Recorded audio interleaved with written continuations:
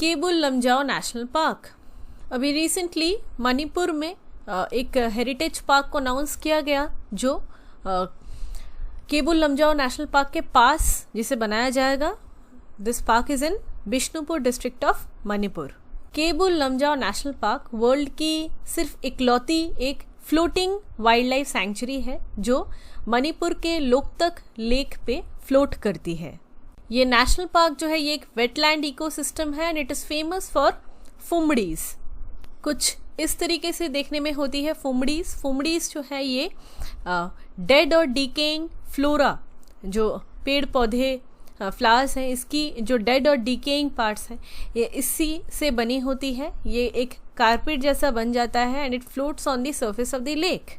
Lake की 1/5 of the surface जो है it is covered with phumdis. इन फुमड़ीज के ऊपर ग्रासेस भी उगते हैं and they reach up to a height of 15 feet. Keibul Lamjao national park जो एकमात्र एक वर्ल्ड की इकलौती फ्लोटिंग वाइल्ड लाइफ सैंक्चुरी है जो लोकतक लेक के ऊपर स्थित है, इसी नेशनल पार्क में रहते हैं सांगाई। सांगाई जो है ये एक तरीके के डियर है, ये ब्राउन एंटलर्ड डियर है और ये मणिपुर के स्टेट एनिमल भी है।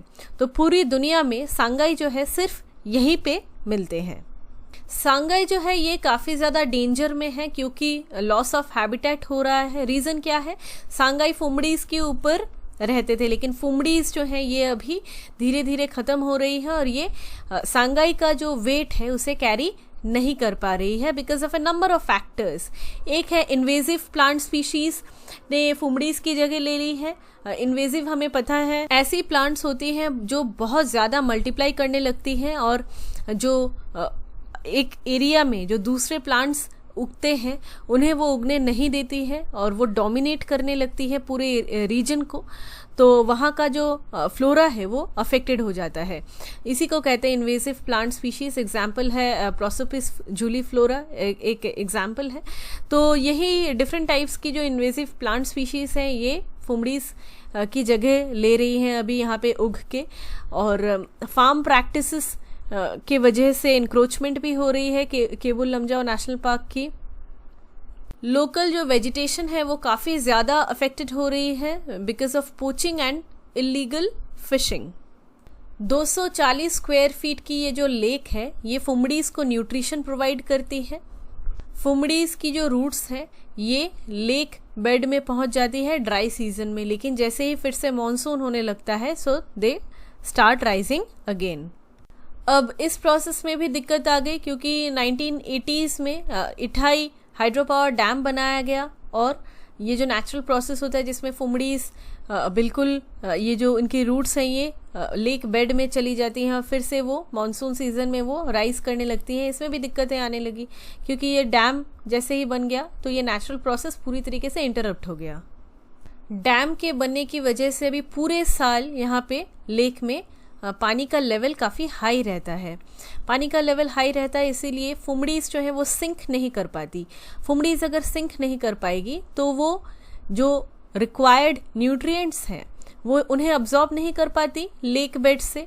उन्हें अब्जॉर्ब नहीं कर पाती तो वो थिक नहीं रह पाती जितनी थिकनेस उनकी होनी चाहिए। जितनी थिकनेस इनफ होती है सांगाई डियर को सपोर्ट करने के लिए, इसीलिए ये फुमड़ीज धीरे धीरे डिप्लीट कर रही है और and they are falling apart. और ये एक बिल्कुल एक साइकिल है।